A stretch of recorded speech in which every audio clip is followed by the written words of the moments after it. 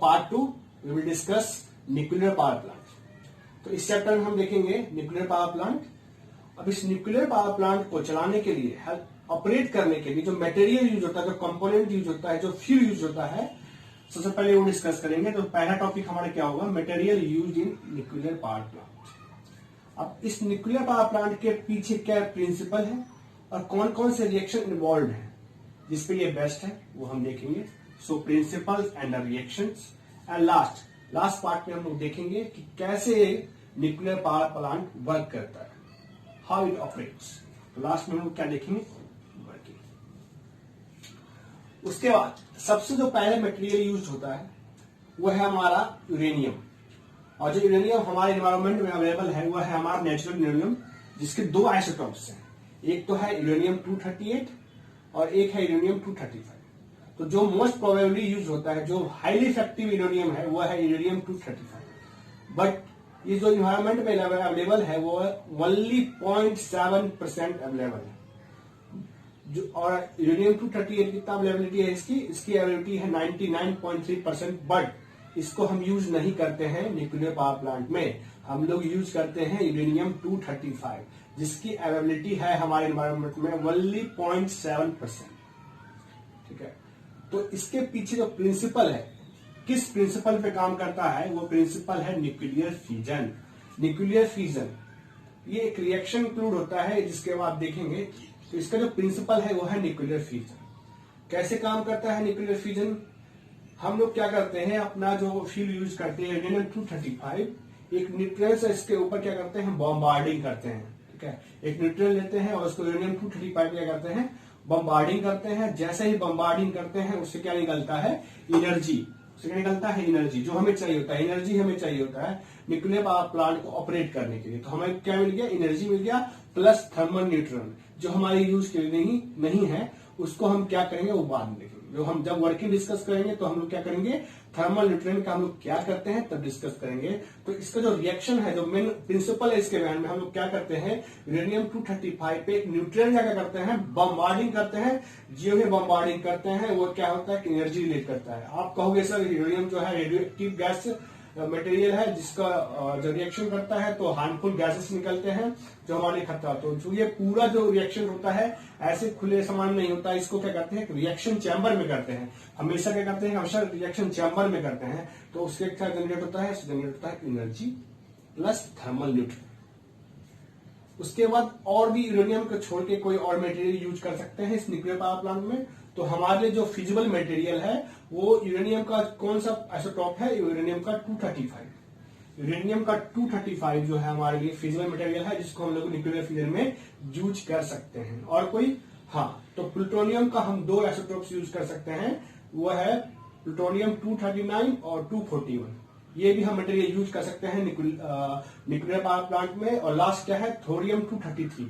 ये भी मटेरियल हम लोग क्या कर सकते हैं, यूज कर सकते हैं। तो जो मटेरियल फिजिबल मटेरियल क्या है वो है यूरेनियम 235, प्लूटोनियम 239, प्लूटोनियम 241 और थोरियम 233।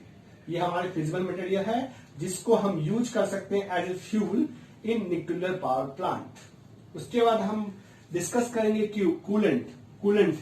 सबसे पहले डिस्कस करेंगे कूलेंट होता क्या है। तो जब हम वर्किंग में डिस्कस करेंगे तो हम बताएंगे कि कूलेंट का क्या यूज है। तो हम अभी देखेंगे कि कौन कौन सा कूलेंट यूज करते हैं in case of nuclear power plant. सबसे पहला जो है वो है लिक्विड Na, मतलब सोडियम, लिक्विड सोडियम यूज करते हैं as a coolant use in nuclear power plant. उसके बाद है लिक्विड बेरिलियम या फिर वाटर के आइसोटॉप्स H2O, D2O, T2, ये यूज करते हैं as a coolant in nuclear power plant. या फिर कार्बन डाइऑक्साइड भी यूज कर सकते हैं, या फिर हम लोग हीलियम भी यूज कर सकते हैं as a coolant used in nuclear power plant. उसके बाद आता है मॉडरेटर्स। ये मॉडरेटर क्या करता है, ये जो थर्मल न्यूट्रॉन निकलते हैं ये इसके पास बहुत ज्यादा स्पीड होता है। तो इसको क्या करना, ये हमारे बाहर जो एनवायरमेंट है उसके लिए हार्मफुल है। तो इसके स्पीड को रिड्यूस करने के लिए, थर्मल न्यूट्रॉन को स्पीड को रिड्यूस करने के लिए हम लोग मॉडरेटर यूज करते हैं, use to reduce the speed of a thermal neutron. ठीक है, तो क्या क्या मॉडरेटर यूज करते हैं, हम लोग यूज करते हैं H2O D2O, T2O and sometime we use graphite. तो ये हमारा क्या है, मॉडरेटर्स है। मॉडरेटर क्या काम में आता है, मॉडरेटर्स आते हैं हमारा जो थर्मल न्यूट्रॉन है उसकी स्पीड को कम करने में हम लोग क्या यूज करते हैं, मॉडरेटर्स।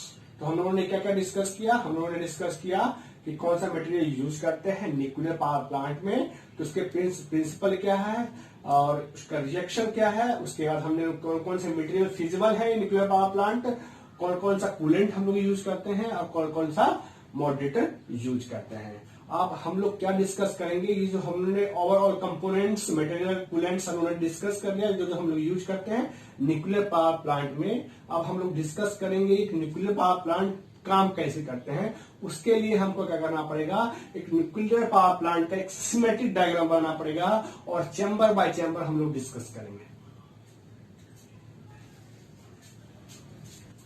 अब हम देखेंगे working of nuclear power plant.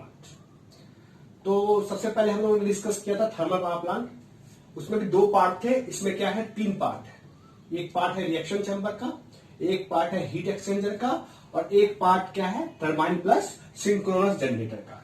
तो ये जो टरबाइन प्लस सिंक्रोनस जनरेटर का जो पार्ट है, ये सेम पार्ट किससे रिलेट होता है, ये रिलेट होता है थर्मल पावर प्लांट से। थर्मल पावर प्लांट में हमने क्या किया था, कोल के हेल्प से हम लोगों ने स्टीम जनरेट किया था। मतलब कोल को हमने क्या किया था, बर्न किया था और हीट जनरेट करके हमने क्या किया था, वाटर से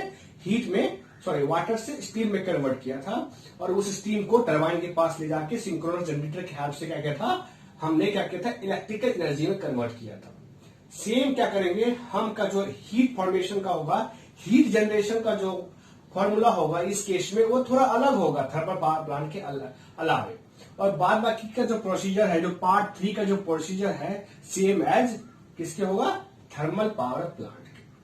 तो इस केस में जो पार्ट 1 है ये क्या है, रिएक्शन चैम्बर, पार्ट 2 क्या है, हीट एक्सचेंजर और पार्ट 3 है टरबाइन प्लस सिंक्रोनस जनरेटर। तो रिएक्शन चैम्बर में क्या होगा, जो हमने रिएक्शन देखा था कि हमने क्या किया था, यूरेनियम 235 पे हमने न्यूट्रॉन का बम्बार्डिंग किया था, जिसके कारण क्या हो रहा था, एनर्जी रिड्यूस हो रहा था, सॉरी एनर्जी था वो प्रोड्यूस हो रहा था। तो इस रिएक्शन चैम्बर में हम वही सेम रिएक्शन करेंगे। हमने बोला भी था कि अगर ये रिएक्शन बाहर में होता है तो हमारे लिए हार्मफुल हो सकती है, इसलिए हम लोग क्या करेंगे, इसको रिएक्शन चैम्बर में करेंगे। ठीक है, तो रिएक्शन चैम्बर में हम करेंगे और ये जो है ये रिएक्शन चैम्बर है जिसमें हम लोग क्या, ये कंट्रोल रॉड्स है जिससे हम रिएक्शन को क्या कर सकते हैं, घटा बढ़ा, रिएक्शन का जो रेट है उसको हम घटा बढ़ा सकते हैं with the help of control rods. हमने मॉडरेटर भी इसलिए यूज किया है ताकि इससे क्या प्रोड्यूस होता है, हमने रिएक्शन में देखा था, इससे प्रोड्यूस होता है थर्मल न्यूट्रॉन, जिसका स्पीड को रिड्यूस करने के लिए हम लोग यूज करते हैं मॉडरेटर। हमने देखा था कि अगर यहाँ पे रिएक्शन होगा तो चैम्बर जो होंगे वो क्या हो जाएगा, गर्म हो जाएगा। तो उसके लिए हम लोग क्या यूज करते हैं, एज ए कूलेंट, ताकि हमारा जो चैम्बर हो बिल्कुल ठंडा रहे और जो हमारा जो कूलेंट है इसको ठंडा करने में हेल्प करता है। तो हम क्या करेंगे, हम क्या करेंगे, जो हमारा यूरेनियम 235 है उसका रिएक्शन करवाएंगे और इस रिएक्शन से जो एनर्जी प्रोड्यूस होगा, वो जो एनर्जी रिएक्शन से जो एनर्जी प्रोड्यूस होगा, इस एनर्जी को हम क्या करेंगे, हम पास करवाएंगे हीट एक्सचेंजर से। हम क्या कराएंगे, पास करवाएंगे हीट एक्सचेंजर से। कहां ले जाएंगे, ये हमारा हीट एक्सचेंजर में क्या है, ये वाटर एक तरह से क्या है, बॉयलर का टाइप का काम करता है। ये इसमें पानी है और ये रॉड है, रॉड में क्या जा रहा है, एनर्जी जा रहा है और यहाँ पे जाते ही यहाँ पे वापस आ जा रहा है और ये काम करके आ रहा है। ये क्या कर रहा है, जो हमारे हीट एक्सचेंजर में जितने भी वाटर है उसको वाटर से क्या कर दे रहा है, उसको स्टीम में बदल दे रहा है। और इसका टेम्परेचर इतना हाई होता है कि वो केवल स्टीम में नहीं बदल देता है, वो बदल देता है हाई प्रेशर स्टीम में। अब हाई प्रेशर स्टीम के पास हाई प्रेशर स्टीम हमें यहाँ पे मिल जाता है, जो आउटपुट किसका, हीट एक्सचेंजर का। अभी हाई प्रेशर स्टीम जो है कहां जाएगा, टरबाइन के पास जाएगा। टरबाइन का ब्लेड हमें पता है कैसा रहता है, टरबाइन का ब्लेड इस तरह का रहता है। जैसे ही हाई प्रेशर स्टीम टरबाइन के ब्लेड्स पर पड़ेगा, टरबाइन का ब्लेड्स क्या होगा, रोटेट होगा। जब कोई रोटेशन प्रोड्यूस होता है तो क्या प्रोड्यूस होता है, मैकेनिकल एनर्जी प्रोड्यूस होगा और इस मैकेनिकल एनर्जी को हम लोग कहां भेज देंगे, जनरेटर के पास। और हमें पता है जनरेटर क्या करता है, generator converts mechanical energy to electrical energy. तो हमें इस प्रकार से क्या मिल जाएगा, इलेक्ट्रिकल एनर्जी। ठीक है, ये जो प्रोसीजर है, ठीक है, हीट जनरेशन का जो प्रोसीजर है वो थर्मल पावर प्लांट से अलग है। उस केस में हम लोग क्या कर रहे थे, थर्मल पावर प्लांट के केस में हम लोग क्या कर रहे थे, कोल को बर्न कर रहे थे और उससे हीट प्रोड्यूस करके हम लोग वाटर को स्टीम में चेंज कर रहे थे। इस केस में हम क्या कर रहे हैं, न्यूक्लियर फ्यूजन रिएक्शन करवा के चैम्बर में हम लोग क्या कर रहे हैं, उस एनर्जी को यूज करके वाटर को बॉयल करके और उससे क्या कर रहे हैं, स्टीम बनवा के उसको टरबाइन से पास करा के सिंक्रोनस जनरेटर के पास ले जाके उसको मैकेनिकल एनर्जी से इलेक्ट्रिकल एनर्जी में कन्वर्ट कर देते हैं। अब एक पार्ट और है इसमें, ये जो हाई प्रेशर स्टीम जो है टरबाइन के पास गया तो टरबाइन रोटेट होके उसको क्या कर दिया, एलपी स्टीम में डाल दिया, लो प्रेशर स्टीम में कन्वर्ट कर दिया। क्योंकि वो वाटर को बार बार यूज करे ताकि पानी ज्यादा से ज्यादा बर्बाद ना हो, यूजलेस ना हो, इसलिए हम क्या करते हैं, उसको हम लोग कूलिंग टावर के पास से ले जाते हैं लो प्रेशर स्टीम को, और वो क्या करता है, कूलिंग टावर उसको स्टीम से वाटर में कन्वर्ट करके उसको फिर वापस पॉन्ड या लेक में दे देते हैं। तो इस प्रकार क्या हुआ, हमने इलेक्ट्रिसिटी जनरेट कर लिया with the help of nuclear reaction. तो न्यूक्लियर रिएक्शन कौन सा रिएक्शन था, न्यूक्लियर फ्यूजन। इसके कुछ न कुछ एडवांटेजेस भी हैं और कुछ डिसएडवांटेजेस भी हैं। एडवांटेज सबसे बड़ी बात है क्योंकि जो रिएक्शन हो रहा है वो कहां पे हो रहा है, रिएक्शन बिल्कुल चैम्बर में हो रहा है, जिसके कारण क्या है, कोई तरह का नॉइज पॉल्यूशन नहीं है, कोई तरह का वाटर पॉल्यूशन नहीं है, कोई तरह का क्या नहीं है, एयर पॉल्यूशन नहीं है, कोई हार्मफुल गैसेस बाहर नहीं निकल रहे हैं, जिसके कारण क्या है, ये बिल्कुल ही पॉल्यूशन फ्री है। और सबसे बड़ी बात है, थर्मल पावर प्लांट के केस में हमने क्या देखा था, जब कोल बर्न हो रहा था तो एस फॉर्मेशन हो रहा था, और जब कभी बारिश होती है तो वो एस बढ़ के क्या कहते हैं, वाटर बॉडी चल जाती है और वो वाटर पॉल्यूशन क्रिएट करती है। बट इस केस में कोई ऐसा एस फॉर्मेशन नहीं है, जिसके कारण ना तो वाटर पॉल्यूशन हो रहा है ना फिर एयर पॉल्यूशन हो रहा है।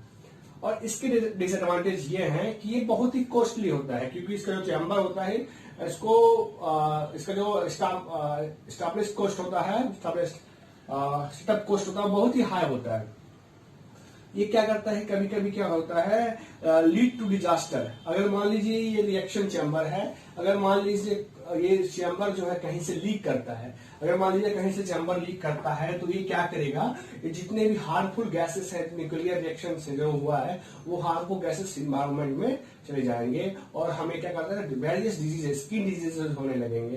तो ये क्या करता है, डिजास्टर। एक एग्जाम्पल है हमारे पास सर्वनिल न्यूक्लियर पावर प्लांट में, उसके इसमें क्या हुआ था, जो हमारा बॉयलर था, जो बॉयलर का पार्ट था वो क्या हुआ था, बिल्कुल ही ब्रस्ट हो गया था, जिसके कारण वहां के जो आसपास के 10 किलोमीटर के आसपास जो लोग थे वो नहीं बच सके थे। तो इसका सबसे बड़ा डिसएडवांटेज है कि ये लीड्स टू डिजास्टर।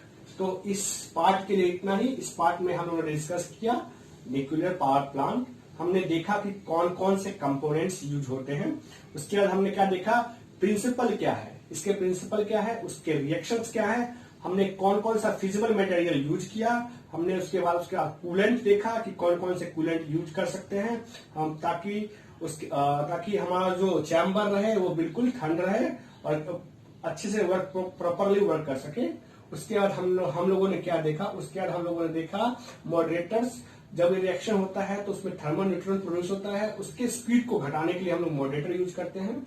उसके बाद हमने देखा वर्किंग में 3 पार्ट थे। एक पार्ट तो था हमारा रिएक्शन चैम्बर, हीट एक्सचेंजर और टरबाइन पार्ट। उसका वर्किंग देखा A to Z, कैसे ये एक न्यूक्लियर रिएक्शन से कैसे एनर्जी जो है कन्वर्ट हो जा रहा है इलेक्ट्रिकल एनर्जी में, और इसका हमने एडवांटेजेस देखा और इसका डिसएडवांटेजेस देखा। इस पार्ट के लिए इतना ही। Thank you.